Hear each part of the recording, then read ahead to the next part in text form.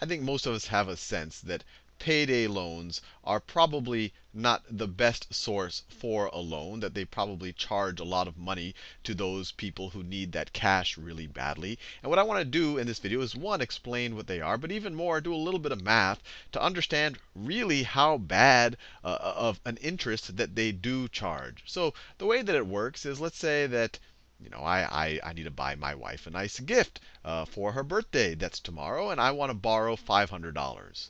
So I want to borrow $500. I would suspect that most people aren't borrowing it for some type of a gift. They're desperate to make the rent, or pay the utilities, or buy food, or who knows what else. But whatever your reason, you need to borrow $500, and I would suspect that you have very little in your bank account. Otherwise, you wouldn't go to the payday lender. And they say, all right, Sal, we're open to lending you $500, and we're not going to do all of this deep research on how good of a credit you are and all of that. But we want a couple of things. One, we want to know your pay stub and your pay date. So let me zip it. They're going to want to see your pay stub. They want to know when you're going to get paid. So I guess we could call it your payday. And they might want some recent bank statements. And the whole reason why they want these things is they want to know, even though your credit might be horrible, that you're going to get your salary, or you're going to get a payment from your employer probably in 2 weeks on your payday.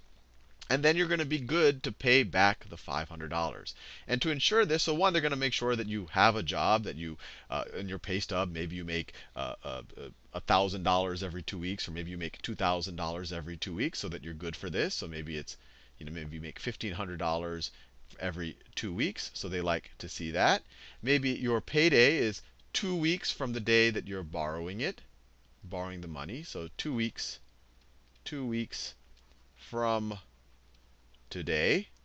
And then your bank statement shows that your bank kind of goes up $1,500, then you pay the rent and the food, then it goes back close to zero, then it goes up to $1,500. But they want to see that this $1,500 is hitting periodically. And they say, you know what we're going to do? We're going to give you the $500 today. What we want to do is, you need to write us a check. And on that check, let me draw a check right here. So this is a check that they want you to write. We want you to write a check for not $500, for every $100 you borrow. So for every $100 borrowed,